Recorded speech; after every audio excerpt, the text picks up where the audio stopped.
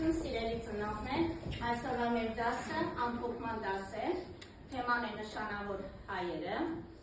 Այսօր մենք պատմենք հայրենիքի մասին։ Հայ ժողովուրդը տարերով ծաղկել է արժեքներ, որոնք անցել են սերնդից սերունդ, որպես լույս, հավատ և ուժ։ Մեր հողացումն է տվել այնպիսի մարդկանց, որոնք ոչ միայն ժամանակի, այլև ամբողջ մարդկության հարստություն են դարձել։ Բայց ո՞ր է դե սկսել։ Եկեք խոսենք Հովհաննես Թումանյանից, նա ժողովուրդը անվանել է մեր բոլորի օրեղբայր, որտեղ նա խոսում է ժողովրդի լեզվով, ժողովրդի հոգով։ Թումանյանը մեր ժողովրդի խիղճն ու հոգին էր, նա սովորեցնում է լինել բարի, արդար ու խելացի։ Նրա հեքիաթները մեզ սովորեցնում են հավատալ բառին, սիրել մարդուն և երբեք չվախենալ ճշմարտությունից։ Բարի գալուց մեր փոքրիկ ներկայացմանը, հայ գիտության լուսավոր ուղին։ Այսօր դուք կհանդիպեք երկու հանճարեղ հայ գիտնականների՝ Վիկտոր Համբարձումյանին և Հովհաննես Ադամյանին։ Նրանք երկուսն էլ իրենց գործով բառացիորեն լուսավորել են աշխարհը։ Ես Վիկտոր Համբարձումյանն եմ, ծնվել եմ 1908 թվականին, սեպտեմբերի 17-ին։ Սովորել եմ ուսումնասիրել եմ աստղերը, որոնք թվում են հեռու, բայց ունեն իրենց կյանքը։ Ես չեմ սիրում, երբ ինձ ասում են գիտնական։ Ես նախընտրում եմ գիտության աշխատող անվանումը։ Եկեք միասին անենք մի փոքր փորձ։ Այս փորձը ցույց կտա, թե ինչպես են աստղերը ծնվում, աստղերը ծնվում։ Մեզ անհրաժեշտ է թափանցիկ տարա, ջուր, մի քիչ կաթ և փոքրիկ լամպեր։ Այսպիսով ստանում ենք տիեզերական մառախուղ, որը խորհրդանշում է կազմը փոշին տիեզերքում։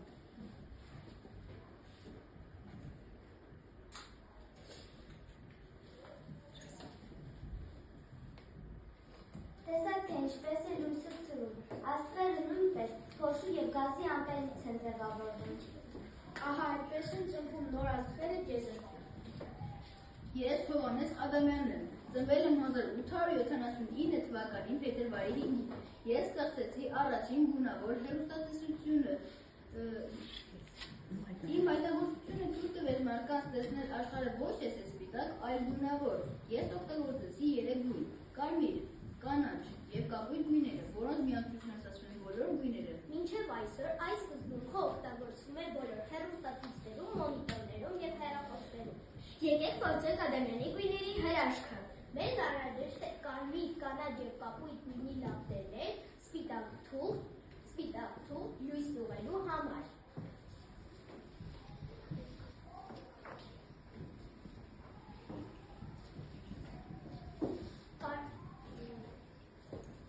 Կարմիրը խառնած կապույտից ստանում ենք մանուշակագույն։ Կանաչը խառնած կապույտից ստանում ենք թեթև մանուշակագույն։ Կարմիրը խառնած կանաչից ստանում ենք դեղին։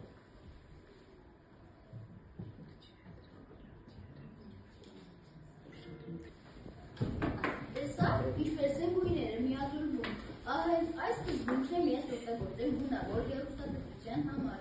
Եվ այսպես Վիկտոր Համբարձումյանը մեզ ցույց տվեց տիեզերքի հրաշքը, իսկ Հովհաննես Ադամյանը գույների կախարդանքը։ Եվ այսօր մենք հպարտենք, որ մեր հայ գիտնականները իրենց մտքով ու աշխատանքով լուսավորել են աշխարհը։ Կեցցե հայրենիությունը և հանճարները։ Բարև ես ստեղծել եմ մի ազգանչություն, ժամանակի մեքենա։ Այսօր դուք կճանապարհորդեք դեպի անցյալ, տեսնելու մեր իսկական հերոսներին։ Իսկ կարող ենք խոսել նրանց հետ։ Այո, պարզապես ասեք, ժամանակ, բացվիր։ Ժամանակ, բացվիր։ 1971 թվականն է, Երևան քաղաք, լիճը լցված է սառը ջրով, այստեղ է մեր առաջին հերոսը, Շավարժ Կարապետյանը։ Ես լավոց եմ, բայց իմ ամենամեծ հաղթանակը մրցունեջ է, այն օր է, երբ ես փրկեցի մարդկանց կյանքերը։ Դուք վտանգեցիք ձեր կյանքն ուրիշների համար, ջրտակից դուրս բերեցիք ավելի քան 20 մարդու, ծանր վիրավորվեցիք, բայց փրկեցիք ուրիշների կյանքը, չեք վախեցել։ Վախ անցնում է, բայց մարդու կյանքը երբեք չես կարող վերադարձնել։ Երկրորդ կանգը, Զորավար Անդրանիկ, շարունակենք մեր ճանապարհորդությունը երեխաներ։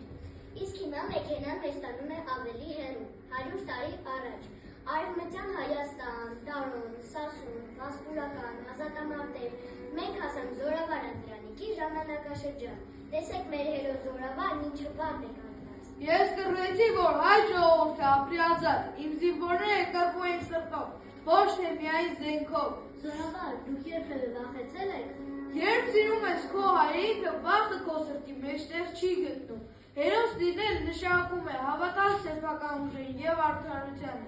Ես երբևէ չեմ ձգտել անձնական ազատության եւ բարեկեցության։ Ես պայքարել եւ պայքարում եմ միայն մի բանի համար՝ իմ հարազատ ժողովրդի ազատության եւ բարեկեցության համար։ Սարինի արվեստը բնութագրվում է բնության, լույսի և կյանքի ողջության հանդեպ սիրով։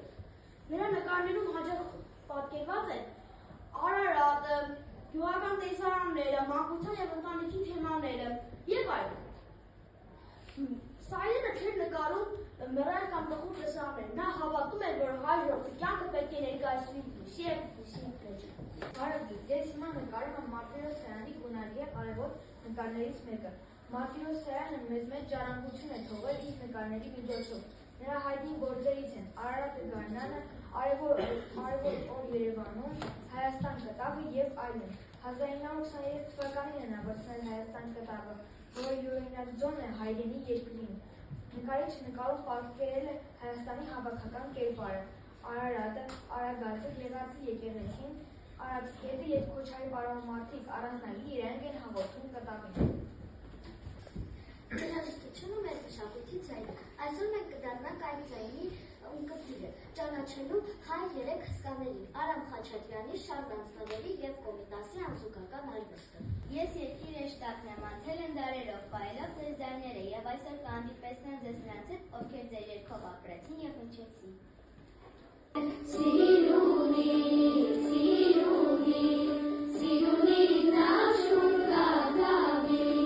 սիրունի, սիրունի, սիրունի նաշուն կատավի։ Արամ Խաչատրյանը ծնվել է 1903 թվականին Թիֆլիսում։ Գիտեք, որ մինչև 19 տարեկան Խաչատրյանը չի ունեցել երաժշտական կրթություն։ She made me the face I can't forget. A trace of pleasure or regret. Ես ծնվել եմ 1924 թվականին Փարիզում, հայ գաղթականների ընտանիքում։ Ծնողներս փրկվել են ցեղասպանությունից։ Ես սկսեցի երգել գրել երիտասարդ հասակում և գրեցի ավելի քան 1000 երգ, սիրո, կարոտի և ապրումների մասին։